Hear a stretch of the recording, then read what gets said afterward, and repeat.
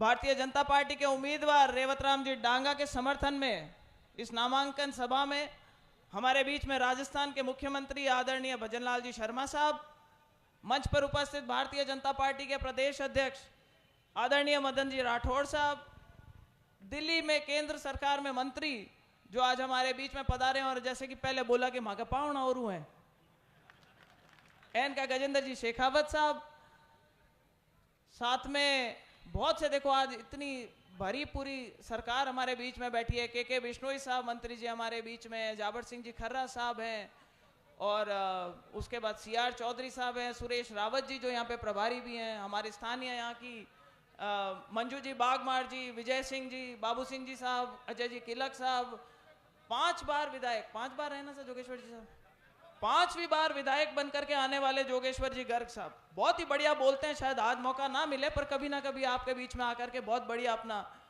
जरूर कभी भाषण इनका सुनने लायक है। मैंने सुना था परिवर्तन यात्रा में, इसलिए मुझे ध्यान है।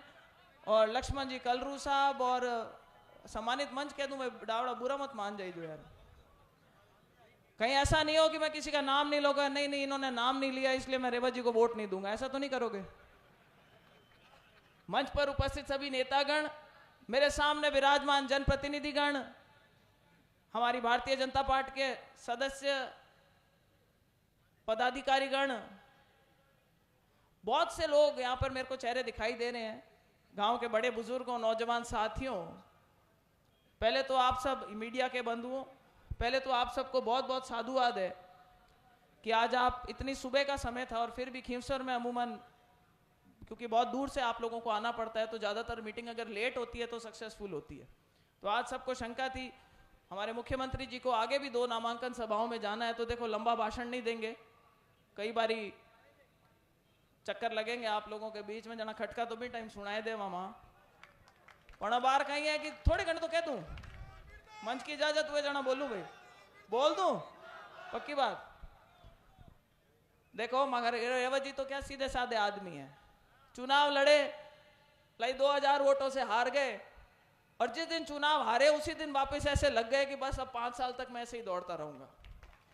उनको ये उम्मीद नहीं थी कि उपचुनाव हो जाएगा।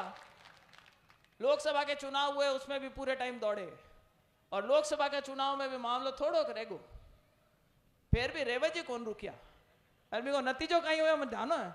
अब बार मैं सोशल मीडिया में एक पोस्ट देखी, माँ के नेताजी कहीं आपने तेजा जी कंफ्यूज कर लियो, जड़ा बाकी जकी स्कॉर्पियो भी को नाम अगर चमचा जगह वे लीलन राख दी कि लीलन में एमआरएफ का नया टायर लगाया, कि भाई टायर इसलिए लगाने पड़ गए कि रेवत जी ने कोई तो मौका नहीं छोड़ा और कोई जागरण नहीं छोड़ा और कोई सभामणि नहीं छोड़ी, इतना रेवत जी घूमे कि नेताजी को पीछे पीछे घूमना पड़ गया। जनता का इतना जुड़ाव है रेवत जी का, और आज आप लोगों की भावनाएं देख करके पता चल रहा है कि भाई माहौल इस बार खींवसर में जोरदार है। जो पिछली बार 2000 वोटों की कमी रही थी उसको मुझे लगता है कम से कम 20,000 वोटों से अब की बार आप पूर्ति करेंगे।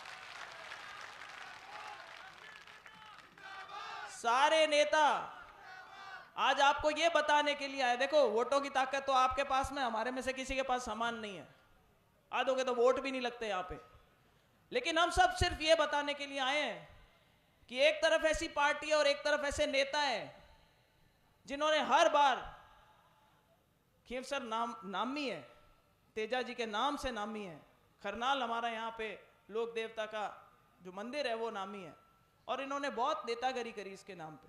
कभी ईंटों के मामले में बोल दिया, पहले तो बोला ईंट नकली है, और फिर इन लोगों के साथ में तालमेल बिठा लिया और हरियाणा तक गए प्रचार करने के लिए। वो बात और है कि हेलीकॉप्टर लेकर के 4 जिन विधानसभाओं में गए, चारों के चारों इनके जो कैंडिडेट जिनके समर्थन में गए, जमानतें जब्त हुई थी उनकी, और वो कारण ये है कि जनता समझ गई, और जनता से पहले तो कहीं मां का नेता समझ गया, बीजेपी का वो और भले कांग्रेस का वो। नेताजी कहीं करता कि हर बार एक गठबंधन कर रहा था, कोई चुनाव लड़ो, मारे हम ही लड़ो, दूजा के हम ही लड़ो, कहीं करता गठबंधन आता, 2 पार्टियां मिल भेड़ी उड़ चुनाव लड़ती। अब कल कहीं त्रिकोणीय संघर्ष हुई को जना और हुई रोचक हुई मुकाबलों में तो कहूं, और ये पहला ऐसा मौका है हम लोगों के बहुत लंबे समय में जब भारतीय जनता पार्टी आज इतनी मजबूत स्थिति में, केंद्र में सरकार है, राजस्थान में सरकार है, और हम लोग, हमारे मुख्यमंत्री जी, हमारे नेता, हमारे मंत्री सिर्फ इसी आपको आश्वासन देने के लिए आए हैं कि आज रेवत राम जी अकेले नहीं है। भारतीय जनता पार्टी हिंदुस्तान की क्या दुनिया की सबसे बड़ी पार्टी है, और एक पूरी व्यवस्था होती है, एक पूरी सरकार का भार उनके पीछे होगा जिस दिन आप उनको जिता करके विधानसभा में भेजोगे। हमारे सामने वाले नेताजी कहते हैं कि मैंने विधानसभा में तेजा जी का जयकारा लगा दिया।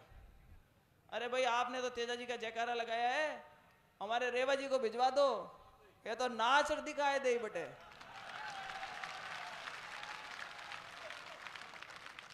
अरे कोई आसपास कोई अगर कोई बाजरे के अगर खेत मिल गया तो पूरा बूटा और उपाड़ दे। तो रेवत जी को जोरदार समर्थन दो, आप जिताओ। जिन्होंने पहले बोला परिवारवाद, अरे परिवारवाद पहली बाई पचे भाई, अरे बे लुगाई। और कल हम घर पे बैठे थे, सारे सरपंच आए हुए थे, रेवत जी बैठे थे, तब तक कैंडिडेट अनाउंस नहीं किया था, तो सब लोग कयास लगा रहे थे कि सर नेताजी ने भाषण दिया है कि अब की बार जहर का घूंट पीना पड़ सकता है। तो सब लोगों को आस बंदी के 2,90,000 वोटर है खीवसर में, भाई अब कल हो सके नेताजी कोई कार्यकर्ता नहीं टिकट दे देवे। जितना में नाम आएगो कनिका जी को नाम आयो, और नाम आयो जना लोग क्योंकि सब तो कहता जहर को घूंट पीनो पड़ी। मैंने कहा तो नारायण जी ने पायो है, जहर का घूंट तो नारायण जी के लिए था जिनको पीना पड़ा। कनिका जी बन के आई। कनिका जी की कल मैंने देखा प्रेस वार्ता हुई, कनिका जी ने बैठ करके प्रेस से संबोधित होते हुए बोला कि मैं महिला सशक्तिकरण के लिए काम करूंगी। हमने कहा भाई शुरुआत घर से करो। पहले हमारे नेताजी किसी को तो बख्शा नहीं महिलाओं से बात करने का, चाहे वसुंधरा राजे जी हो, चाहे स्वर्गीय किरण महेश्वरी जी हो, चाहे दिव्या मदेरना और चाहे ज्योति मिर्धा, हम तो खैर रोज ही सुनते हैं। तो पहले तो बोलचाल अपनी भाषा सुधारनी पड़ेगी। वैसे फर्क भी आया है, नेताजी आजकल भाषा अलग बोलते हैं, भाषण सब भी हो गए। अभी परसों आए जब भाषण में क्या कह रहे थे, वहां पे अपने लोगों को इकट्ठा किया, जब बोले भाई हेलमेट लगा के चलना, फंस सकते हो, गाड़ियों के बोले काले शीशे मत करना और कागज पूरे लेकर के चलना, ये बीजेपी की सरकार है, कुछ भी कर सकती है तुम्हारा। लोग भी असमंजस में बोले यही नेताजी कल को तो कहते करते डरो मत, मैं फोन करूंगा और छूट जाओगे। उन्हीं नेताजी की आज भाषा बदल गई, क्योंकि जो सरकारें हैं वो उनकी रीति नीति समझ गई और जनता उनकी रीति नीति समझ गई। आज परिस्थितियां बिल्कुल अलग है ग्राउंड पे।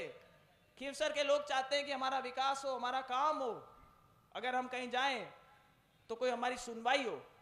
उनको आज भी बरगला रहे हैं। भाषण में क्या बोले कि 13 तक तो वोट पड़ेंगे, दब के रहो थोड़े से, 15 तारीख को कलेक्टर की और एसपी की कुर्सी में वापस अपन ही बैठेंगे। भाई कैसे बैठोगे, राज तो इनका है। खीवसर की एक सीट से राज थोड़ी पलट जाएगा, सत्ता पर पलट रही है क्या? सत्ता तो बनी हुई है और राज यही रहेगा 4.25 साल तक। काम अपने को यहीं से निकालने हैं। और एक और आरोप लगाएंगे कि हमारे रेवत डांगा जी को जातिवाद के रूप में बांटना चाहेंगे। रेवत डांगा जी का मैं कहना चाहूंगी किसान वर्ग के हैं, अपने समाज से आते हैं, किसी को 36 कौम का हमें सहयोग चाहिए जीतने के लिए। और अगर किसी के कोई बढ़त हो तो भाई उनके बट निकालने मत पहुंच जाना। लाई बड़ा आदमी है, 2 चुनाव लड़ने के, दूसरे चुनाव लड़ रहे, खर्चा भी होता है। पहले चुनाव में चुनाव लड़े, हार गए, बहुत थोड़े कम वोटों से हार गए, नींद 2-2 घंटे लेकर के निकाला, इन्होंने काम चलाया है। तो भाई अब की बार अगर कोई गिले शिकवे छोटे बड़े हो तो मैं कहूंगी कि हाथ जोड़ करके निवेदन है। मैं अपनी तरफ से सिर्फ इतना ही कहना चाहती हूं कि मैं तो भाई रेवत डांगा जी का नहीं मानती, मैं तो ये मानती हूं ये मेरा ही चुनाव है। ज्योति मिर्धा यही सोच करके चुनाव लड़ेगी कि वही रेवत डांगा है, और हर एक संभव प्रयास करेंगे कि सब लोग साथ मिलकर के, हमारे नेता साथ मिलकर के, हमारी जनता साथ मिलकर के रेवत डांगा जी को एक जोरदार यहां से जीत दिला करके भेजे, जब तो बात भी बने। और मुख्यमंत्री जी भी, मैं आपका भी धन्यवाद करना चाहूंगी। मेरे नामांकन में आप आए थे, हमारे पूरे राजस्थान की एक सबसे ज्वलंत समस्या थी जो आपने किसी ने सामने नहीं रखी थी। मैंने बोला भाटों की ट्रॉलियों से परेशान हो रहे हैं, आपने इशारे में बोला और आज तक कोई परेशान नहीं हो रहा। ये राज के पलके होते हैं, ये राज की ताकत होती है। आज अगर हम कहें, आज हम बोले कि हमारे किसान भाइयों के जो मुआवजा मिलवाना है वो, उसके लिए मैं मुख्यमंत्री जी से निवेदन करूंगी कि आप प्रयास करें कि वो जल्दी मिले। यही वो नेताजी है जिन्होंने रेवत डांगा जी दुखी हो गए थे, पंचायत समिति के प्रधान थे, इनकी पार्टी के नेता थे, और अपने सरपंचों का, बड़े नेताओं को कह के पेमेंट रुकवाया था, कुछ पेमेंट अभी भी बाकी है। मैं मुख्यमंत्री जी से निवेदन करूंगी कि उन सरपंचों का इन पंचायत समितियों के अंदर 2-2 साल से पेमेंट अटके हुए, उसको भी करवाने का प्रयास करें। और आगे आप लोगों को लंबे भाषण नहीं देकर, क्योंकि और भी नेता बोलना चाहेंगे, मैं आपसे पुनः एक बार हाथ जोड़ करके निवेदन करती हूं कि भाई अपना चुनाव मान करके लड़ो। ऐसा मौका बाद में नहीं आएगा। बकरी अब के फाटे में आई हुई है, जहर का घूंट पी के बैठी हुई है, पीछे रहना मत। रंग बदलने वाले गिरगाटों को सब पहचान चुके हैं, जनता भी पहचान चुकी, पार्टियां भी पहचान चुकी। तो लगे रहो, 13 तारीख तक बिल्कुल मुस्तैदी के साथ लगो। 23 तारीख को ईश्वर ने चाहा तो परिणाम अपने पक्ष में आएगा। इन्हीं शब्दों के साथ आप इस वक्त यहाँ पर पधारे, रेवत जी के समर्थन में पधारे, हमारी बात सुनी, उसके लिए बहुत बहुत आभार, बहुत बहुत धन्यवाद। राम राम सर, और बोलो भारत माता की। राम राम सर। धन्यवाद ज्योति मिर्धा जी। मैं हमारे चिकित्सा मंत्री आदरणीय गजेंद्र सिंह खीवसर साहब से आग्रह करूंगा कि वो मंच पर पधारे और उद्बोधन दे। मैं उससे पहले आग्रह करूंगा भाई लक्ष्मण जी मेघवाल कलरू मेड़ता सिटी के एमएलए, जोरदार तालियों से लक्ष्मण जी का स्वागत करें, अभिनंदन करें। और मैं लक्ष्मी नारायण जी से आग्रह करूंगा कि सापा पहना करके आदरणीय मेड़ता सिटी के विधायक लक्ष्मण जी का स्वागत करें। आदरणीय खीवसर साहब अपना उद्बोधन देवे।